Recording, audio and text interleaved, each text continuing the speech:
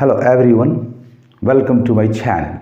Students, today I have brought for you the questions of sentence improvement asked in the CGL examinations conducted by the SSC. तो आइए topic शुरू करने के पहले इस video को लाइक कर लें, मेरे चैनल को सब्सक्राइब कर लें और साथ साथ बेल आइकन को भी प्रेस कर लें ताकि आपको लेटेस्ट नोटिफिकेशंस मिलते रहें. Please stay with us till the end.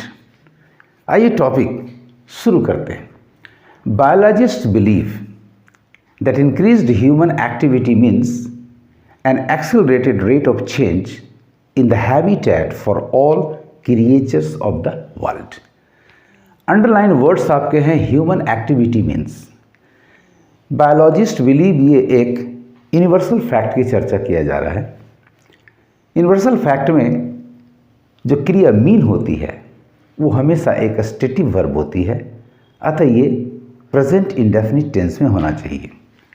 Subject आपका है human activity, increased human activity, यानी थर्ड पर्सन सिंगुलर नाउन आपका एक्टिविटी सब्जेक्ट है, तो क्रिया मेन वर्ब 5 मीन्स भी करेक्ट है. एन एक्सेलरेटेड रेट, रेट आपका एक सिंगुलर नाउन है, तो उसके लिए एडजेक्टिव एक्सेलरेटेड के पहले इंडेफिनिट आर्टिकल एन भी आपका करेक्ट जा रहा है.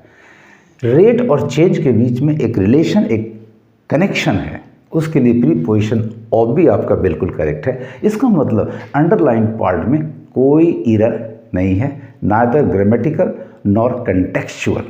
सो आंसर पकड़ में आ गया, नो इम्प्रूवमेंट इसका आंसर होगा. तो आपका आंसर नंबर डी बिल्कुल सही जा रहा है, नो इम्प्रूवमेंट. बाकी ऑप्शंस को भी हम एक बार देख लें. तो ह्यूमन एक्टिविटी इज मीनिंग, ये इज मीनिंग संभव आपका नहीं है, इनकरेक्ट है, so this is eliminated. Number B देखें, ह्यूमन एक्टिविटीज मीन, यस हम सब्जेक्ट को प्लूरल कर सकते हैं, no problem. Human activities mean, तो फिर उसके अनुसार सब्जेक्ट आपका प्लूरल है, तो एक्टिविटीज के साथ मीन क्रिया first person third person plural, main verb number 1 बिल्कुल करेक्ट है. एन एक्सेलरेटेड रेट, ये फ्रॉम यहाँ गलत है, यानी ये आंसर संभव नहीं है. ऐसे तो क्लियर हो चुका है कि इस अंडरलाइन पार्ट में कोई एरर नहीं है. नंबर सी को देखें तो बी आपका एलिमिनेट हुआ. नंबर सी आपका ह्यूमन एक्टिविटी मेंट, ये पास्ट टेंस की क्रिया यूनिवर्सल फैक्ट में संभव नहीं है, सो ये भी आपका आंसर एलिमिनेटेड हुआ. So right answer students is number D, no improvement. आइए क्वेश्चन नंबर 2 पर आते हैं. A reason why there are so much misconception on dyslexia could be the sheer invisibility of the disorder. Underline part आपका है, there are so much misconception on dyslexia.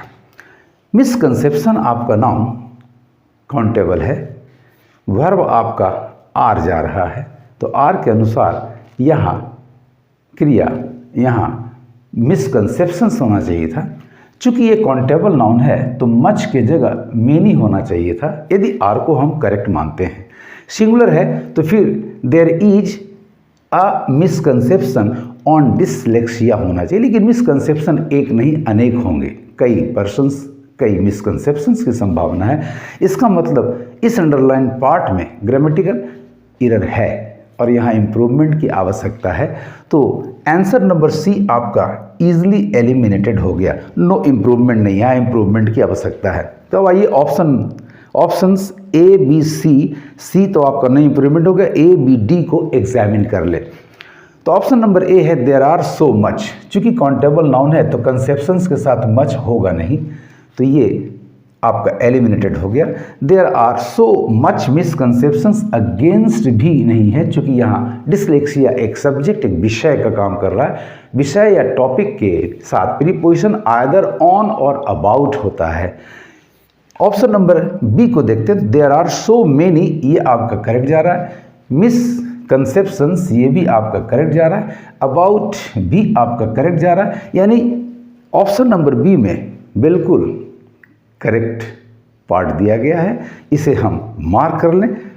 तो option number B आपका right answer हो गया. There are so many misconceptions about dyslexia. Option number D को देखें तो there are so many misconceptions around भी अबाउट का अर्थ देता है, लेकिन यहाँ विषय नहीं बताता बल्कि ये लगभग नियरली का सेंस देता है। अतः ये भी आंसर आपका easily eliminated हो गया। Right answer is number B. There are so many misconceptions about dyslexia. So a reason why there are so many misconceptions on dyslexia could be the sheer invisibility of the disorder. Now let us come to question number 3. It is conveyed to all the residents. Underline part आपका it is conveyed to all the residents. It is convey verb का first form है और each के साथ first form तभी आता है जब उसके पहले इन्फिनेटिव होता है, यानी इट इज़ टू कन्वे।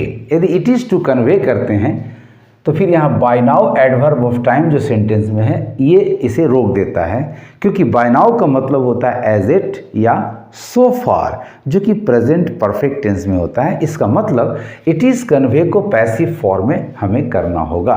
वास्तव में कन्वे किसी के द्वारा ही किया जाएगा तो पैसिव फॉर्म की आवश्यकता है।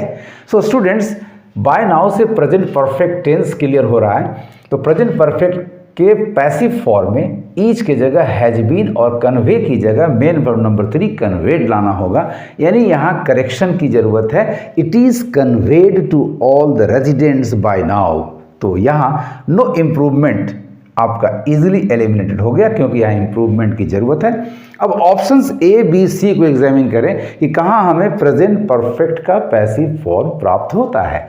तो नंबर ए देखें, इट विल बी कन्वेड, ये पैसिव है लेकिन फ्यूचर टेंस का चला जा रहा है जो कि एलिमिनेटेड हो गया। नंबर बी देखें तो it has been conveyed to all the residents, ये बिल्कुल करेक्ट है। नंबर सी में इट इज़ कन्वेड, ये प्रेजेंट इंडेफिनिट का पैसिव जा रहा है, जबकि यहाँ adverb of time by now इसे रोक दे रहा है। सो नंबर सी भी आपका इजीली एलिमिनेटेड हुआ। Right answer is number B, the passive form of the present perfect tense, it has been conveyed to all the residents. So correct sentence आपका होगा it has been conveyed to all the residents by now that they are required to apply for parking stickers. Now come to question number 4. The world's agricultural land are in pressure to raising. Underline part आपका है land are in pressure to raising more and more crops. Underline part land are in pressure to raising. Now यहाँ land एक uncountable noun है, uncountable noun के साथ क्रिया plural नहीं हो सकती, यानी we require improvement here. So आपका answer number D, no improvement easily eliminated हो गया, यानी हमें इम्प्रूवमेंट चाहिए। तो ऑप्शंस हमारे पास हैं ए बी सी, देखते हैं कौन सा ऑप्शन सही होता है। चूंकि लैंड आपका अनकाउंटेबल नाउन है तो क्रिया इज होनी चाहिए। प्रेशर दबाता है, किसी को भी दबाता है, तो प्रेशर दबाव बनाने के लिए हमारा प्रीपोजिशन इन भी गलत है, इसके जगह पर अंडर होना चाहिए, यानी लैंड इज अंडर प्रेशर। किस लिए, क्यों, क्या करने के लिए? तो जब भी याद रखें नाउन के बाद किस लिए या क्यों या क्या का जवाब आता है वर्ब से, तो हमेशा इन्फिनेटिव क्रिया होती है। तो टू यहाँ प्रीपोजिशन की तरह एक्ट कर रहा है, तभी तो उसके बाद जीरंड यहाँ दिया गया है, जबकि यहाँ जरूरत है टू इन्फिनेटिव की, और इन्फिनेटिव के बाद हमेशा क्रिया बेस फॉर्म यानी मेन वर्ब नंबर 1 में होती है। तो आपका करेक्शन होगा लैंड के साथ इज, इन की जगह अंडर एंड रेजिंग के जगह मेन वर्ब 1 रेज, यानी land is under pressure to raise. अब देखते हैं ये किस ऑप्शन में हमें मिलता है। तो नंबर ए को देखें तो land is under pressure to raise, बिल्कुल करेक्ट आंसर मिला। नंबर बी को देख लेते हैं, land is under pressure to raising, यहाँ फिर ये प्रॉब्लम कर रहा है, so this is eliminated, not possible. Number C, land is at pressure to raise at preposition, कभी प्रेशर नहीं दिखा सकता, अतः ये भी आपका एलिमिनेटेड हुआ। Right answer students is number A, land is under pressure to raise. Correct sentence आपका होगा the world's agricultural land is under pressure to raise more and more crops. इस तरह से स्टूडेंट्स आप अंडरलाइन पार्ट्स के हर word को ध्यान से पढ़ें, और देखें कि कहाँ ग्रामेटिकल एरर है। यदि वो सही है तो आपका आंसर नो इम्प्रूवमेंट, यदि उसमें एरर है तो फिर आपके पास बचे ऑप्शंस में से एक ऑप्शन उसको फाइंड आउट करना है और उसे मार्क कर देना है। आपको मेरा ये वीडियो कैसा लगा कमेंट करेंगे और ज़्यादा से ज़्यादा शेयर करेंगे। Thanks for watching.